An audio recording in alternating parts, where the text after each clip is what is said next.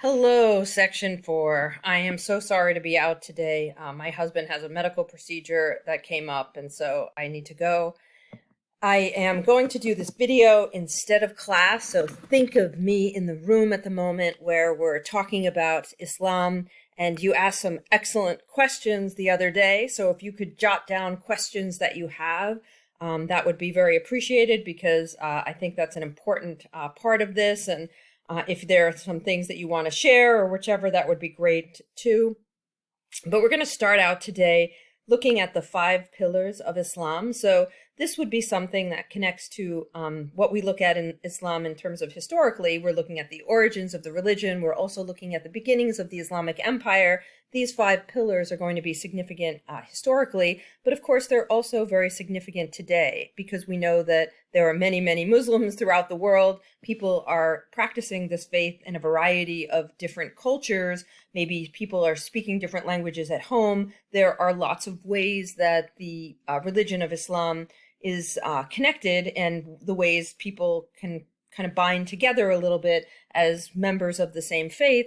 One thing we talked about previously was the fact that everyone prays in Arabic because the Quran is documented, written in Arabic as the words of Allah, as Muslims believe. And then we can also see the 5 pillars of Islam as something that is about unifying Muslims around the world together around 5 key practices and beliefs that become very significant to the religion. So that's like the intent, regardless of where Muslims may practice their faith around the world, these 5 pillars would be consistent. So the first pillar is the pillar of faith. Often the Arabic words are used to describe these, but we'll use the English, testifying to the following. There is no God but Allah, and Muhammad is the messenger of Allah. That testament is what really significantly makes someone who's Muslim a member of the faith. So people can convert to be Muslim. So people of many other religions, can ultimately convert to become Muslim. Essentially, there is a way in which it becomes the testament of faith. Okay, and so think of, again, Islam as being something that is very, very monotheistic. There's one God, right? And that becomes very much the focus, and that testament of faith is something that is significant to Muslims. Prayer is another universal amongst faithful Muslims. Muslims pray 5 times a day, and these times are often coordinated, and something that would mean Muslims around the world are praying at the same time. The 5 times a day may have different prayers, and there's very specific ways in which Muslims pray. Tomorrow we'll watch a video that gives us a little bit more information about the various pillars of Islam. I'll just wait till tomorrow to give you more information about that.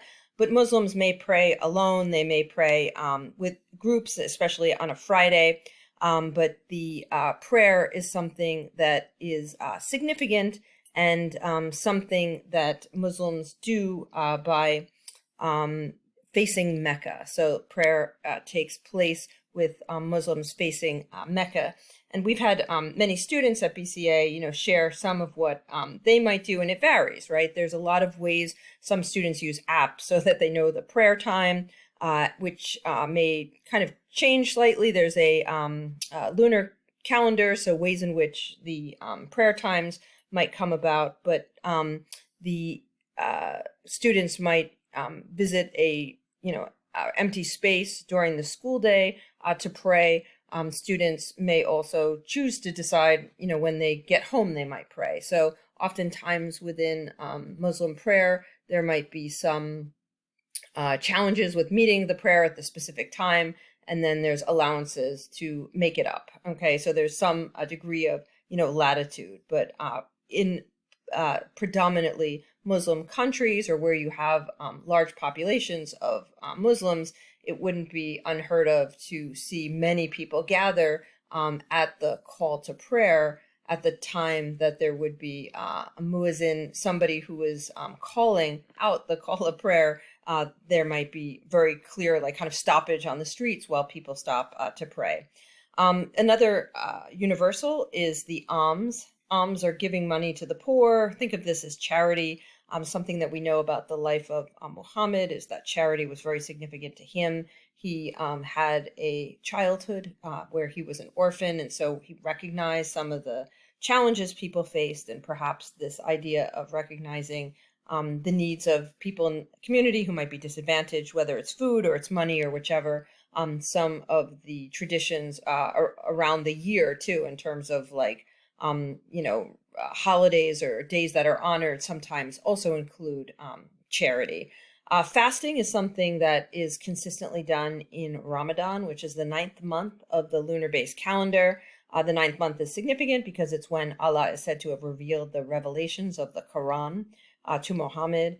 And this is a fasting that happens largely during the day. So the fast is between dawn and sunset, and it lasts about a month of time. So it's a significant amount of time that individuals may fast, and that means no drink, no food. There's also other things that might also be sacrificed at this time, but lots of BCA students participate in this fast, and some are relatively, when it corresponds with June and it's very, very hot outside and it's field day and everybody is running around, those are days where the fast is notably, some Muslim students have asked for a field day, not to intersect sometimes with Ramadan, because sometimes it's hard not to have water, right, in a really hot, steamy day when you're running, the 5K or whatever it is.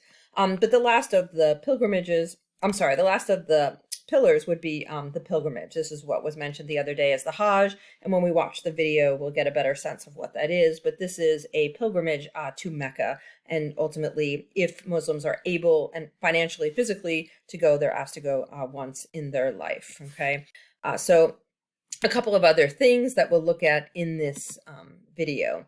Every Muslim is expected to worship Allah directly. There really isn't a hierarchy, an institution that runs, for example, the religion of Islam. It is very, very it has a very egalitarian type of structure, so that individual Muslims largely are worshiping Allah. There's not a lot of hierarchy and different levels of people who have specialized roles. There's some exceptions to that, but there isn't really priests. Sometimes in a mosque, you may have an imam, which can mean a variety of different things, but sometimes can be a prayer leader. That prayer leader may be somebody from the community who is essentially leading the prayer and kind of in the role of directing the prayer, not necessarily in a institutional kind of way.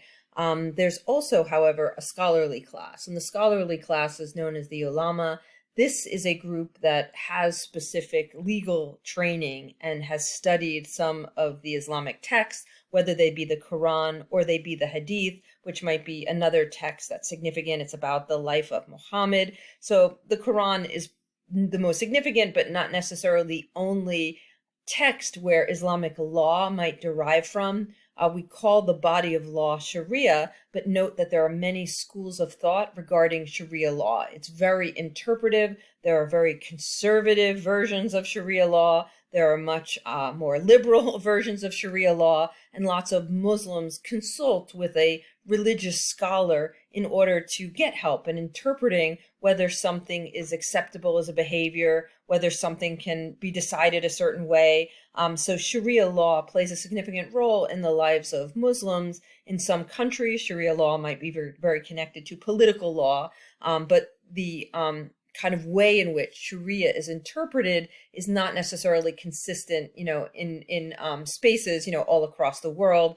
But the scholarly class is very significant in becoming the individuals who make and set some of those interpretations and establish some of those interpretations for individual Muslims. So that's important to note. And that's something that becomes historically the case. So some of the Islamic societies that we look at from like 630 onward, we're looking at societies that are organized according to Sharia law. Some of the interpretation of Sharia law might be different in that historical setting than it might be for, say, a Muslim who's living in New Jersey, who has a different way in which of accessing information about Sharia law, okay? And that might be different than somebody in, say, another society who's Muslim who might also access interpretations of religious law, okay? So a couple of things historically, if we're looking at the Islamic Empire after 632, 632 is a significant date. This is 632 CE. We're looking at the date of the death of Muhammad. This creates a huge challenge for people in the Ummah, in the Dar al-Islam, in the community of Islam. This means that who will be, kind of the next political or religious authority. There is a strong tie between political and religious, kind of identity, and Muhammad had played that role. And of course, he was seen as a prophet. After Muhammad's death, there's no clear successor. There is some difference of interpretation between different Muslim sects. So there is disagreement, but there is no definitive successor. Closer followers end up selecting Abu Bakr, who becomes the first caliph. This is a political leader who has the authority in terms of leading the group of Muslims, leading the Ummah.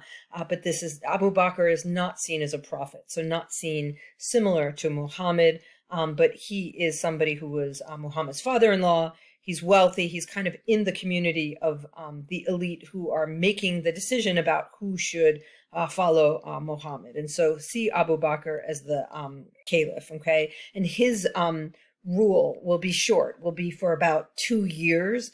And there are other caliphs who follow him. In fact, I'm just going to put this slide up for a second. The other caliphs who follow him include, after Abu Bakr, Umar, Uthman, and Ali. And each of these caliphs is significant in their own right, but together the four caliphs are sometimes described as the Rashidun Caliphate. The Rashidun caliphs, after 661, with the death of Ali, we see the Umayyads. The Umayyads will begin their dynasty in 661 to 750.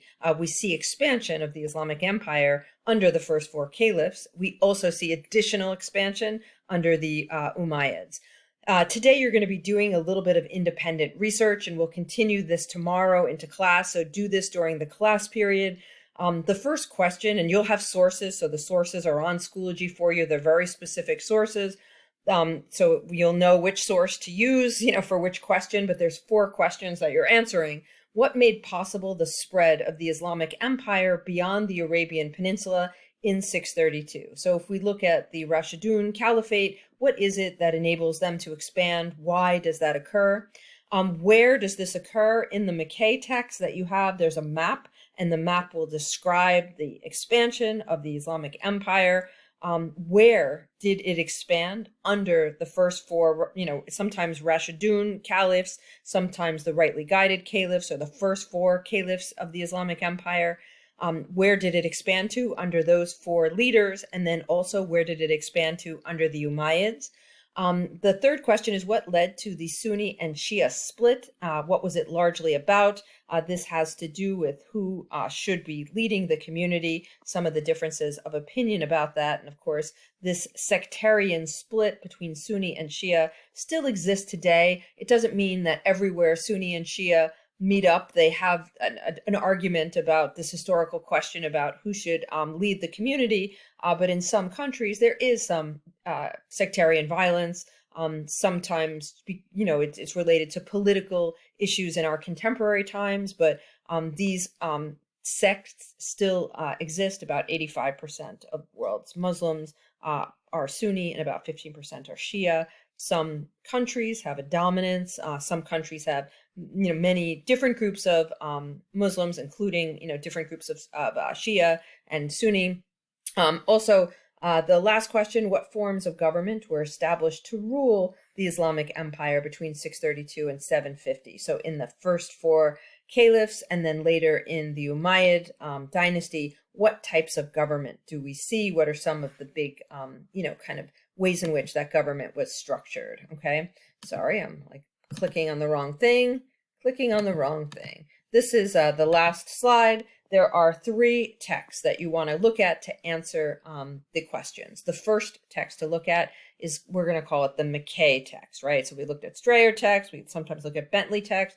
This is the Mackay text. Mackay is the author. The excerpt from a chapter called Rise of the Umayyads. So there'll be a little bit about the Rashidun Caliphate and a little bit about the rise of the Umayyads. You're also going to look at an excerpt called The Silk Roads, A New History of the World, which is a book by Peter Frankopan. So now you're